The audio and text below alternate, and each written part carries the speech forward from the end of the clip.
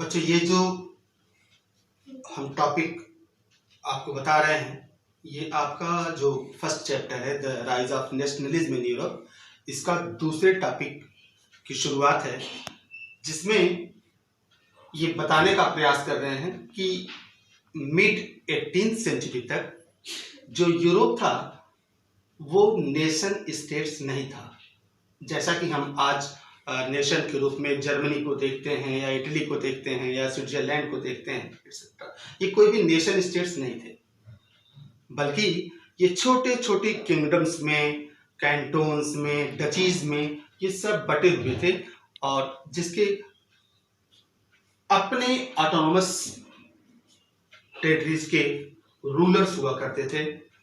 और इसलिए हमने ये टॉपिक बनाया है, no nations state in Europe during the mid 18th century.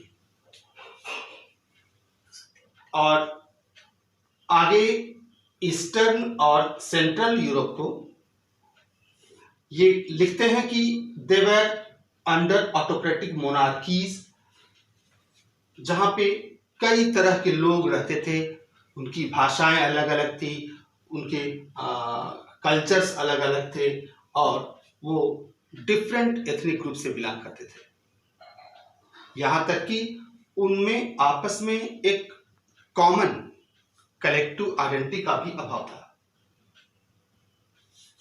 Example के तौर पे आपके बुक में जो एग्जाम्पल दिया गया है वो हैब्सबर्ग एम्पायर का एग्जाम्पल आता है, जिसमें वो लिखते हैं कि हैब्सबर्ग एम्पायर का जो अधिकार था वो ऑस्ट्रिया हंगरी के पूरे क्षेत्र पर था और ये एक पैचवर्क था, समूह था, किसका? Many regions and many diverse peoples.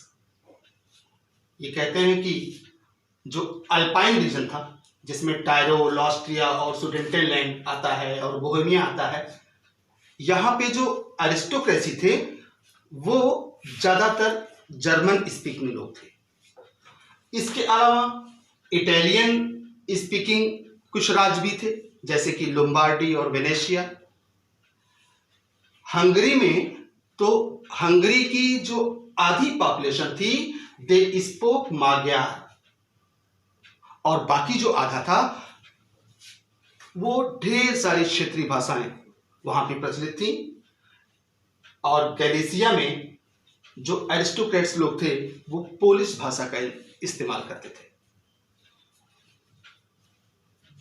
इन सब के अलावा वहां पे ढेर सारी तरह के लोग, जो किसान लोग थे, और किसान भी कैसे? सब्जेक्ट पीजेंट्स, जो छोटे छोटे किसान थे, दूसरे बड़े किसानों की खेती पर काम करने वाले लोग थे, जैसे कि बोहेमियंस थे, स्लोवाक्स थे, ये नॉर्थ साइड में थे, और स्लोवन्स थे वो कार्योनाला में रहते थे, क्रोएट्स जो थे वो साउथ में रहते थे, और जो ट्रांसिल्वेनिया का पूर्वी क्षेत्र था वहां पे रोमन्स लोग पाए जाते थे। इसको इन्होंने इसलिए लिखा है कि यहां पर इतनी वैरायटीज पाने के बाद तो कहीं से भी ऐसा कुछ नजर नहीं आ रहा था कि लोगों में एक पॉलिटिकल यूनिटी हो। क्यों? क्योंकि इतनी ज्यादा डिफरेंसेस थी, चाहे भाषा की थी, चाहे कल्चर की थी, चाहे एथनिक ग्रुप्स की थी। लेकिन एक बात जो लोगों को एकीकरण में बांधती थी, एक सूत्र में बांधती थी, वो ये था कि सारे लोग अपने जो रूलर था, अपना जो राजा था, उस पर सब लोग विश्वास करते थे। Means all these differences did not promote a sense of political unity, but the only tie binding of these groups together was a common allegiance to the emperor. सारे लोग अपने राजा पर विश्वास करते थे। अब हम देखेंगे आगे कि नेशनलिज्म की शुरुआत कहां से कैसे होती है, जबकि अभी तक इस टॉपिक में ये बताने का प्रयास किया गया है कि there were so many variations and differences in European states. That's all for this video. Now wait for the other.